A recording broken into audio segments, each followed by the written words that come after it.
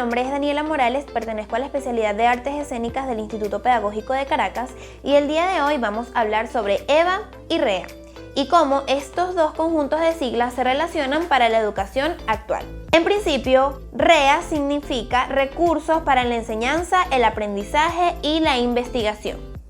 Estos recursos se utilizan dependiendo del entorno.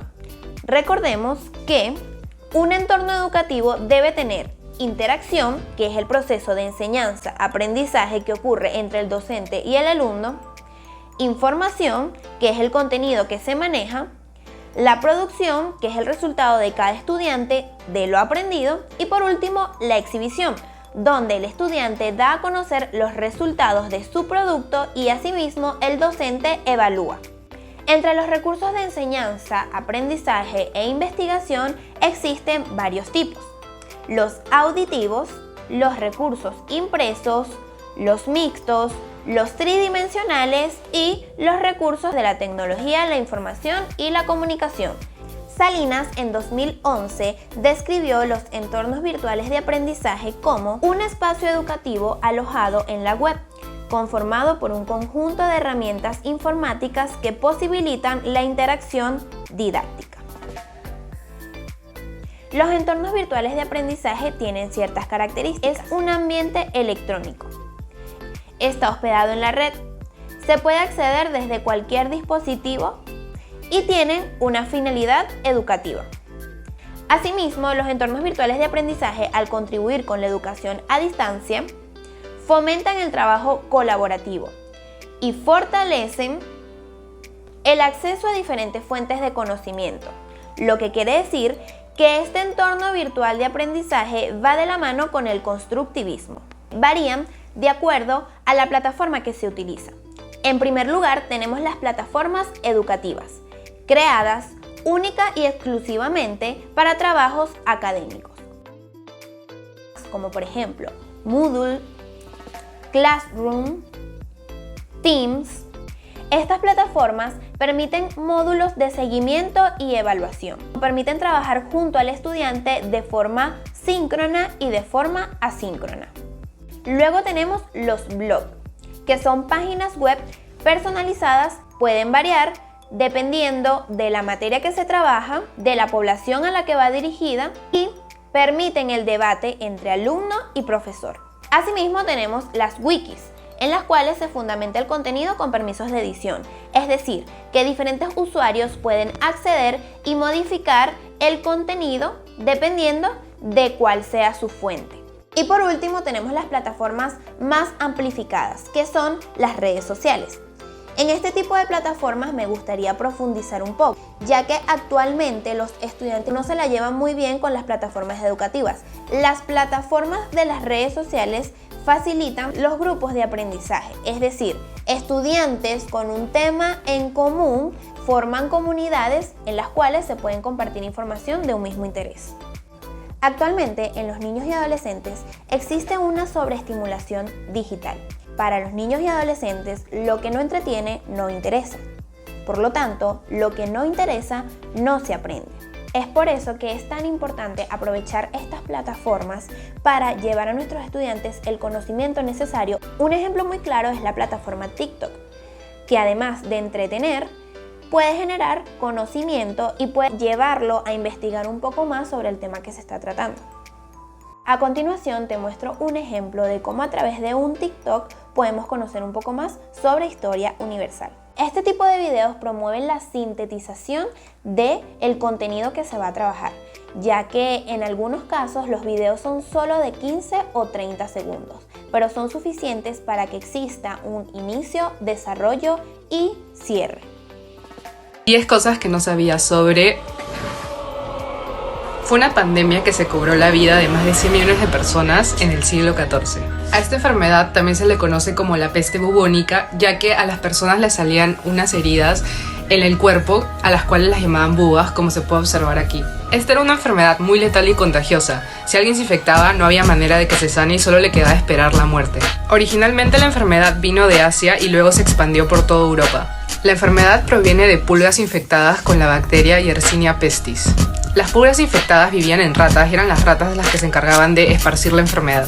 Los doctores de la época se veían así y en la punta de sus máscaras ponían unas hierbas que impedían de que la bacteria ingresara. En aquella época se creía que la enfermedad era un castigo divino. También se creía que te podías contagiar si mirabas a los ojos a alguien infectado. Esta pandemia duró desde mediados del siglo XIV hasta el siglo XV. Asimismo, tenemos el formato de podcast, que también es una herramienta muy consumida por el adolescente y niño de hoy en día. ¿Han visto la película de Inside Out? Ajá. Intensamente. Bueno, esa película se basa en la terapia cognitivo-conductual, de cómo funciona. La mejor paréntesis es la terapia cognitivo-conductual. La terapia cognitivo-conductual es cognitivo, pensamiento, conductual, conducta, ¿no? O sea, se basa desde la premisa que tú, Vixie, no te sientes como tú te sientes por las cosas que vives. Tú te sientes como tú te sientes por cómo interpretas las situaciones que vives. Mic drop. Entonces, si cambiamos nuestra perspectiva de las situaciones que nos generan malestar hacia una perspectiva menos distorsionada y más objetiva, vamos a ser más felices. Esas creencias, esos pensamientos distorsionados que llegan son por creencias centrales y muy nucleares que tenemos nosotros a partir de la experiencia y el aprendizaje, que son en esa película las islas. Y cuando esas islas se caen, se desmoronan, es un insight, te diste cuenta que esto no te estaba funcionando, ¿no? La película es complicado porque es una niña chiquita que apenas está conociendo el mundo, pero para alguien de nuestra edad, 25, 26 años, o sea, es un yo decido cuestionar. Claro. Porque va a ser mejor para mí aunque sea más incómodo. Otra técnica muy importante y que ya se viene utilizando desde algún tiempo en la plataforma YouTube son los tutoriales. Y hoy os dejo un experimento para hacer con agua y rotuladores. Un algodón, lo pintamos, hacemos círculos o cualquier dibujo que queramos y una vez lo tengamos todo, metemos el algodón dentro del agua.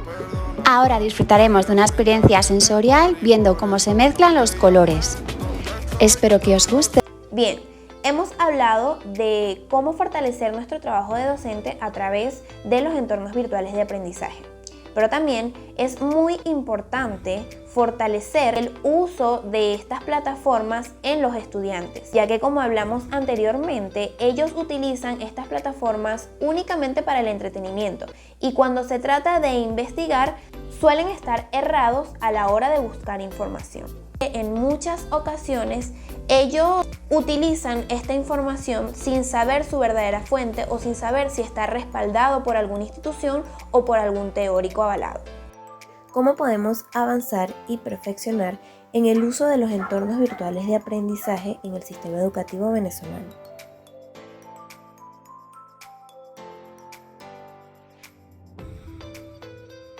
En muchos lugares no se cuenta con acceso a Internet.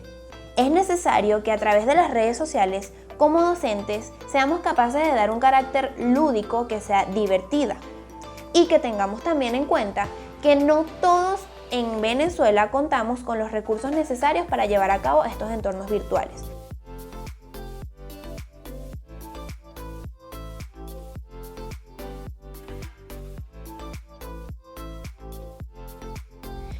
En la sociedad de la información, el objetivo fundamental de la educación sería el posibilitar que el estudiante sea capaz de construir su propio proceso de aprendizaje. El modelo educativo de la sociedad de la información debe abordar la problemática de la igualdad de oportunidades para no ser excluyente, por lo que requiere atender la diversidad, entendiéndose esta como el respeto a las diferencias y las necesidades educativas especiales.